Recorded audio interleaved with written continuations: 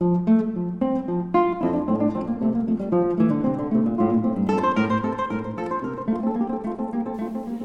great to welcome you back as we are continuing our studies of New Testament Greek. We made good progress, haven't we? We're coming right now to chapter 30. There's 33 chapters in the book as a whole, so you're getting pretty close to the mark here. You're going to notice, as I've mentioned before, as we reach the concluding chapters of this book, that it's going to be a lot of individual details, and these are sometimes somewhat difficult to master because they may seem just a little bit random as you're first encountering them, but they are very important. You do find that the functions that Machen is dealing with here commonly show up in the New Testament, and so even though it may seem a little bit tedious to work through some of these details, I think you'll find that it really does pay off if you take the time to do so. As you look at chapter 30, you're going to notice that if we can kind of identify at least an underlying theme, we're going to find that basically it has to do with how we do comparisons in the Greek language, saying that one thing is greater than another thing. That sort of comparative use of adjectives is going to be the underlying theme. But there's a considerable number of other ideas that are going to come up as well, and so you want to be sure to keep an eye on those. If you look at advanced textbooks in Greek, which I hope you'll eventually do, this is only an introductory course, as you know, and so if you're able to do more advanced studies, you're going to find that what Machen treats in this chapter as various uses of the genitive or the dative, especially in connection with comparisons and various related functions, that in more advanced approaches to Greek, those are treated as separate cases, and they're actually given separate names. The spellings are the same. In other words, the spelling that is associated with the genitive case remains the same, but it really is a distinct application of the genitive, and it's so distinct that it actually seems justifiable to regard it as a separate case. I'm not going to try to go into that. I'm staying pretty much within the parameters of the descriptions that you get in Machen. I just want to give you fair warning that if you do have an opportunity to do further studies, you're going to find that some of the applications of the genitive and the dative that we find in this particular chapter, and even the accusative, are actually conceived of as separate cases in other treatments of Greek grammar. We're going to go ahead and work through the chapter as we have been doing. We'll take a look at the vocabulary list. We'll look at some of the ways in which the various cases are used in connection with comparisons and other applications as we work through the chapter. And then, of course, as is our custom, we'll look at the first three of the exercises, and I'll leave it to you to go ahead and work through the rest of them. So let's take a look at the vocabulary list first of all. All right, looking at our vocabulary list, we notice first of all that we have this word amos. Amos. You'll notice it means belonging to me or my. It's a particular possessive adjective. Now you already have learned, of course, possessive pronouns. I can say I go into my house, and we would translate that eis ton oikon mu, into the house of me. This will have a similar function, but usually is a little bit more emphatic. And I want you to notice the fact that if you were to use this particular possessive adjective in the same sentence, then in fact this word emos would be in the accusative case, not in the genitive case. So please notice what I said. If we're using the possessive pronoun, it's into the house of me, and the of me there, mu, is in the genitive. If I use this construction instead, into the belonging to me house, it would be eis ton emon oikon. You see, and this word emon is actually going to be in the accusative. So just make a note of that. It is a little bit unexpected when you first encounter it, but I think as you get used to it, you'll see that that does make sense. It's a different, it's actually an adjective, not a pronoun, and therefore it agrees, as other adjectives do, in gender, number, and case with the word that it's modifying. We have next of all the word emprosthen. Emprosthen, it's an adverb, only shows up in this particular form in the New Testament. It means in front or in the presence of. So it's a word that shows up, of course, fairly frequently. It's used with the genitive case. If I said in front of the house, emprosthen to oikou would be the way you'd read that, in front of the house. A very similar word, almost synonymous, enopion, is the word. Adverbial, again, it means before or in the sight of or in the presence of. These are both used in the New Testament, and you could almost say they're used interchangeably. The difference between them is quite subtle, but you'll find both of them show up in the exercises. Next, we have the word exo. Exo. You recognize that it is somewhat similar to the preposition that we learned much earlier, ek, which means out of. This is an adverb, only shows up in this form, and it means outside, outside of. Both of those used with the genitive case. Ekthros is a word that means enemy. Obviously, this word shows up in the New Testament. It's simply a second declension, masculine noun, so it's declined in the ordinary way, and so just make a note of that. The next word we have is the word a. It's a conjunction. It means than. We've already encountered this word earlier with the meaning or, this or that.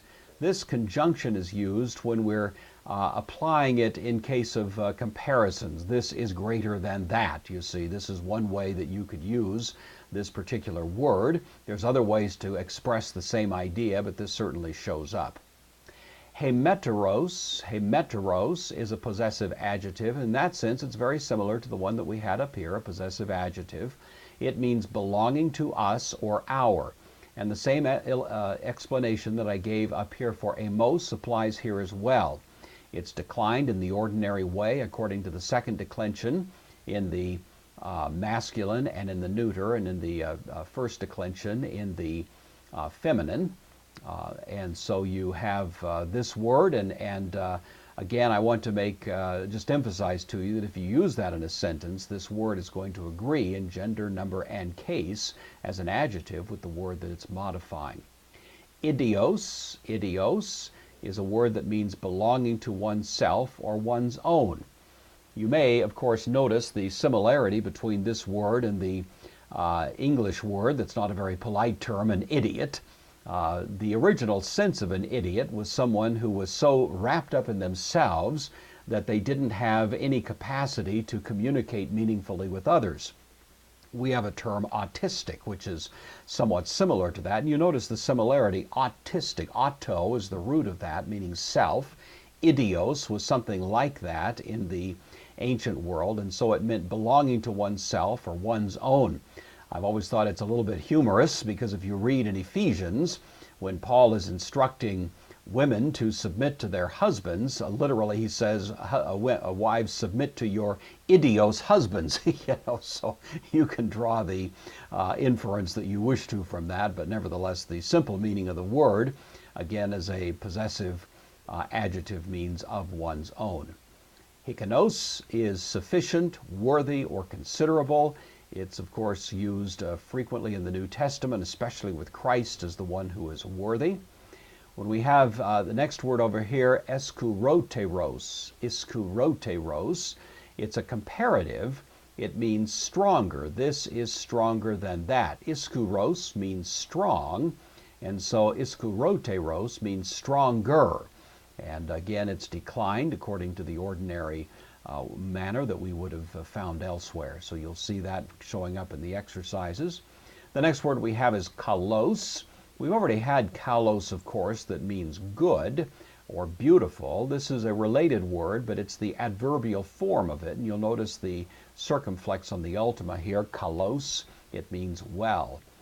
Krason means better. It's the comparative level of agathos. So something can be good or it can be better. Krason is the word.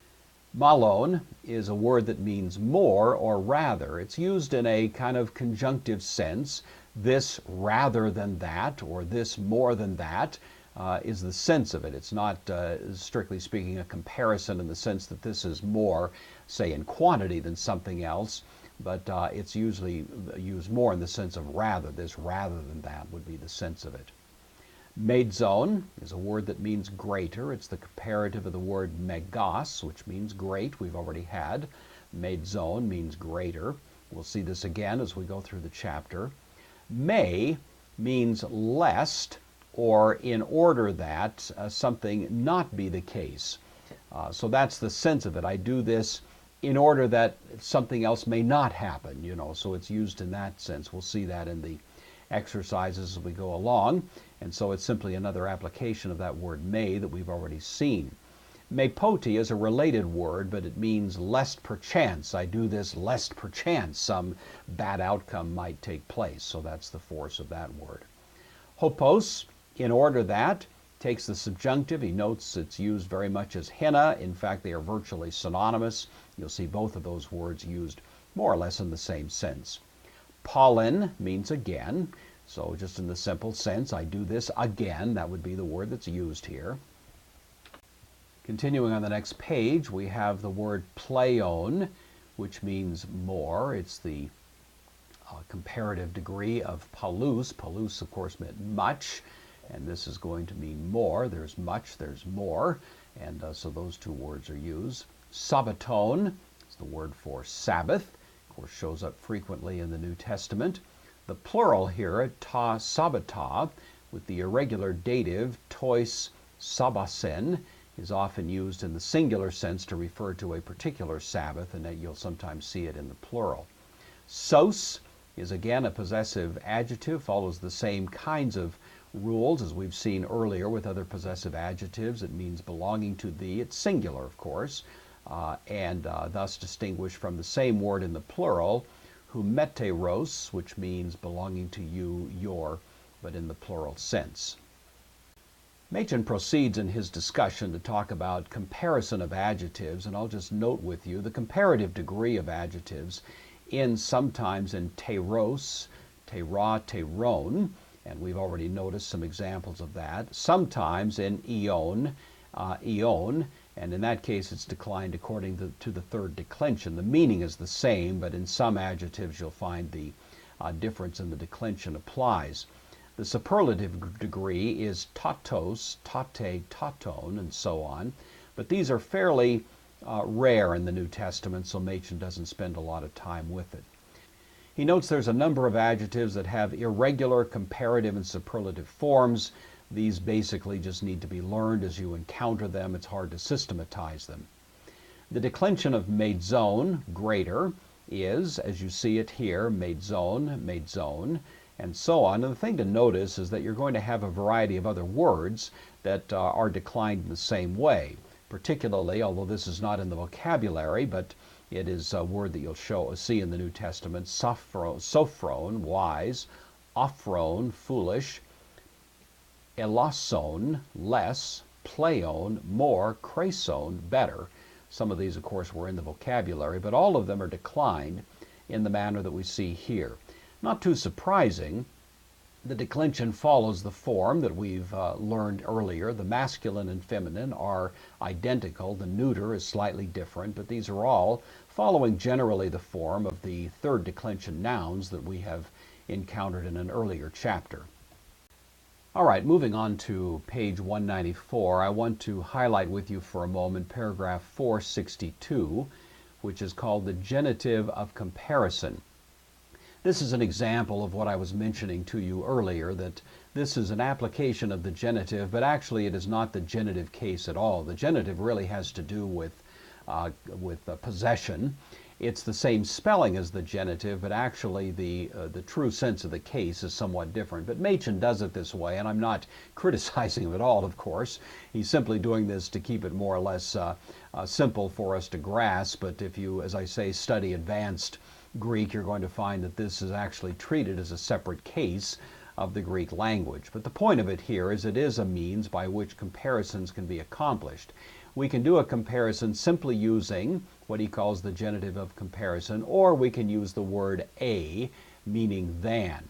So Machen tells us the English than, after a comparative word, Greek can use either the genitive or a. So for example, what we have, medzona to tone poiese. So we have greater, and then notice the genitive here, than these. So greater than these things, genitive of comparison, he will do, the future of poieo. Or you could have, similarly, here we have agapeson, they loved, that is, the men loved, rather the darkness, to skotos, than, you see, now using a, the light. And of course, if you're going to do that, then you want to be sure to keep the case of the word light in the same case as was that with which it's being compared, namely the darkness. So it's not the genitive here. When you use a, the case will be identical to the other point of the comparison. If you're not using a, if you're using the genitive, then of course the genitive case will be the case that you'll use.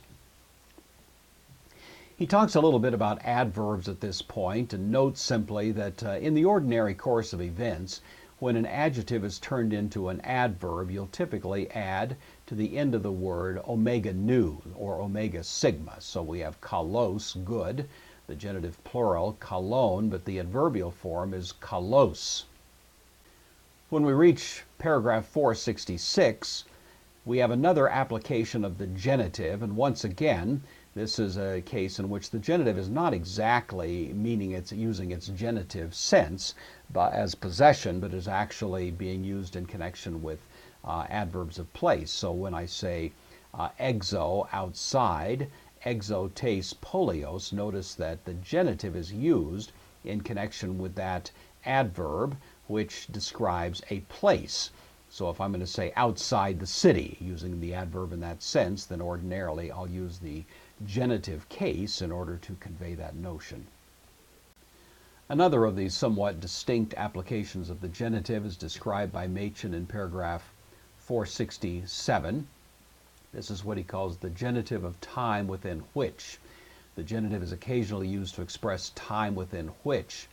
Perelaba to paidon, or paidion, he took the child, kai tein matera, and his mother. Then notice nuktos, which is genitive, and is translated not of the night, you see, but actually by night. The time within which this traveling took place was at night, and so the genitive is used to convey that idea. Another distinct application of the genitive is found at 468, the genitive of the articular infinitive. So if you use the articular infinitive here, in the genitive case, you'll notice, we have two baptistheni, two, and then the infinitive, aorist infinitive passive here is the idea. So to be baptized, you see, he came to the prophet to, and the to here in the genitive case is expressing purpose. So we would translate it in order to, then the passive sense of the infinitive, to be baptized, you see. He came to the prophet in order to be baptized by him. So again, you'll see this is a somewhat unusual expression or use of the genitive, and as I say, many times it's treated actually as a separate case, but nevertheless, for purposes of learning it, we'll consider it various ways in which the genitive is applied. Next, we come to what Machen calls the dative of respect. Just as we've seen some distinct applications of the genitive, in the same way we have some somewhat distinct applications of the dative. The dative of respect is simply a way of indicating the respect in which something exists or is true. Good example here by Machen, genoskomenos, knowing, to prosopon, you see, knowing by respect to or with reference to the face, typically would be translated being known by face is the idea. Katharos, te cardia, cleansed or being clean insofar as the heart is concerned, pure in heart, you get the idea there. So that's going to be an application of the dative you'll find. We also find it used with respect to a person's name. So we have a man, the name of whom, or with respect to the name, was Jacob or James, is the idea. Another application of the dative, this is what he calls the dative of time. The dative is sometimes used to express time when. So for example, atherapusa, he healed, to sabbato, not to the Sabbath, but on the Sabbath. You see the time in which it took place. Usually, he notes, however, the time is expressed by prepositional phrases. It would be more common to find in to sabbato, in the Sabbath or during the Sabbath. We've talked about the possessive adjectives. You should read this over and look at the examples that he gives here, but I won't say anything further about it. We've mentioned that before. Moving down to paragraph 475, he notes words denoting fear. I fear for your safety, that idea, are followed by may, lest, with the subjunctive. Phobumai, I fear, lest he come, you see. So we have may, and then the subjunctive is used here. I fear, lest he come. It's an idiomatic expression in Greek, and you'll run into it somewhat frequently in the New Testament, so you can become familiar with that. Negative clauses of purpose may also be introduced by the simple may instead of by in order that, not, you see. So we might just drop out the hina and use simply the may here. Do this, poieta tuto, do this, lest you come into judgment. So the may there, less, suggesting the same idea, or to the effect that. We could have had the hina, in order to, you see, not come into judgment, but you can do it without the hina in this idiomatic formulation that we find in some cases in the New Testament. And finally, as we reach our conclusion here, we have hina with the subjunctive in various uses. And again, it's just a good idea to read this over and get familiar with it. He notes that in addition to the use by which it expresses purpose, hina with the subjunctive is very frequently used after words of exhorting, wishing, striving. I'm wishing for you, you see, to this effect would be that idea. So, apen, he said, to the stone, to this stone, say to this stone, it's in the imperative, that, or to the effect that, it become bread. You see, that's the idea, expressing purpose, expressing some kind of intended outcome. Haute, this is the commandment of me that you should love one another. Notice hina with the subjunctive here. This is my commandment that, to the effect that, or for the purpose that you should love one another. Just a distinct use of the word hina with the subjunctive, not completely dissimilar from what we've seen before, but a somewhat different application of it. And finally, questions expecting a negative answer. If you run into a text in the scripture where a question is raised rhetorically and it's expecting a negative answer, then generally speaking, you'll find the word may is used there, even though it may be used in the indicative mood. And so we're going to be encountering that as we go along in the exercises. All right, well, with that in mind, let's go ahead and take a look at the exercises that we have here. We'll take a look at the first three of the translation exercises, first of all. So we read here, parakalo dahumas, hina toauto legeta pantes. Parakalo, of course, is the first person singular present of parakalao. It's a contract verb. I beseech, or I exhort you, takes the accusative, I exhort you. Then here we have hina. It's being used in exactly the same sense that we saw up above. I exhort you, to the effect, then ta auta, the same, with the neuter of course, in the accusative, the same legeta. Here we have the subjunctive, because the hina will normally take the subjunctive. So I exhort you, that you say, plural, second person, that you say the same things, all of you. I exhort you that you all say the same things. The most important thing to notice here is it is an example of this use of hina that we were just noting a moment ago. All right, let's look at the second one. We have hosa ian theleta hina poiosin humen hoi anthropoi hutos kai humes poieta. Let's just take that much first of all. Hosa ian, a little bit awkward to translate this. The force of it, and it kind of in Old English, is many soever things, as much soever, whatsoever would be various ways of putting this. Whatsoever, the ian, of course, tells us we'll expect a subjunctive out here. This is the second person plural subjunctive of thelo, so whatsoever things you wish. And then notice again we have this hina with purpose. Whatever things you wish that poiosin they do, who men to you men do. So whatever things you wish men to do to you, you kind of see the golden rule coming at you here, don't you? Whatever things you wish that they should do to you, hutos, thus also humes, thus also you, poieta, plural of this contract verb, thus also do ye. You do these things. Whatever you would have men do for you, do also for them. And then hutos, this, gar, for this, estin, third person singular, for this is honomos kai ho prophetai. This is the law and the prophets. And let's take a look at the third of these. We have keluson, un, terethenai, to soma, hupo ton stratioton, me pote elthontes, hoi mathetai, labosen, auto kai aposen, to lao, hoti agurthe ek ton necron.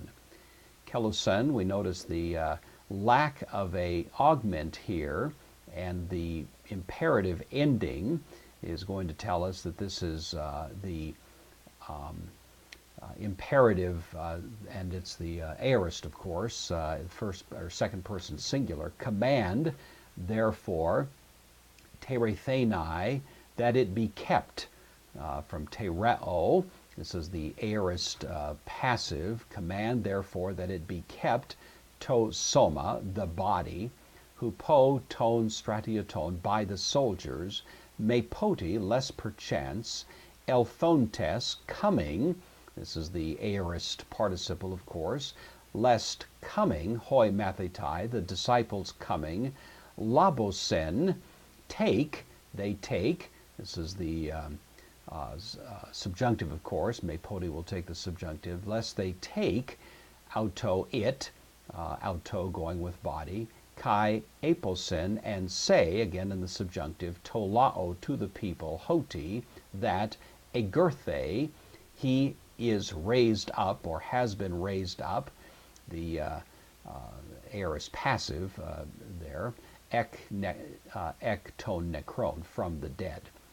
So command therefore that the body be kept by the soldiers, lest perchance the disciples coming take it and say to the people that he was raised from the dead. All right, well, let's move along to the composition exercises. I'm looking at the first of them on page 198. Those who have done one work well will do also greater things.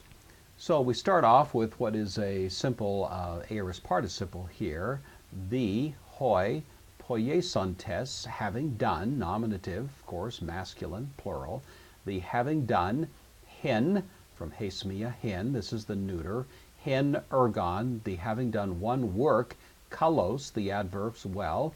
Here's the future of this contract verb poieo, poiesusen, will do, kai, and then here we have greater, this is the comparative adjective, will do greater things, it's the neuter, plural, accusative, will also do greater things, you see. So pretty straightforward.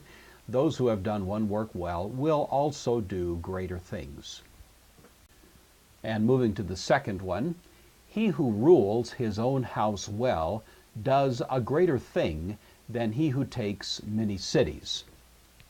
So he who rules, ho archon, this of course is the participle. Once again, we're putting it in the present, so it's the nominative, singular, masculine of the participle. The ruling, to idiu oiku, notice it's the, his own house, and notice that here we have idiu in the genitive, not because it's showing possession as such, but because the entire phrase is in the genitive case. The one who rules his own house. Archon takes the genitive to rule, takes the genitive, or can take the genitive, and normally does. So he who rules his own house, kalos, the adverb well, poie, this is the present, third person singular of the contract verb poieo, does, made zone, a greater thing, you see, does a greater thing, the comparative adjective here does a greater thing, and now we have the genitive of comparison.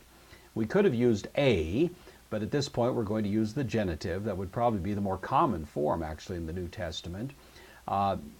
Does a greater thing than, we imply that with the genitive use of the comparison here, than he who takes. So this is the genitive, masculine, singular. So you notice we're using the present of lambano here, lambanontes.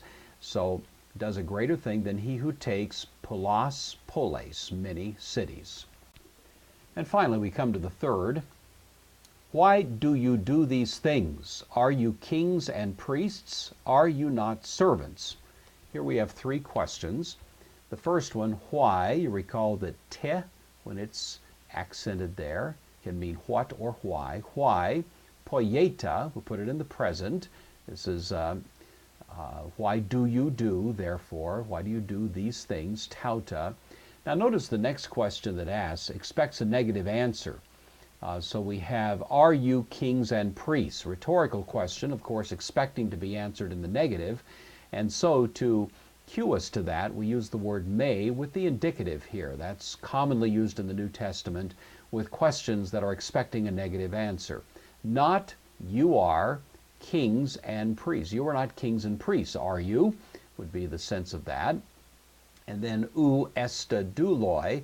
Now we're expecting a positive answer. Are you not slaves? The expected answer, yes, we are slaves. So we use ou, not may, ou esta, are you not? And then douloi, the predicate nominative here is taken by esta, are you not slaves?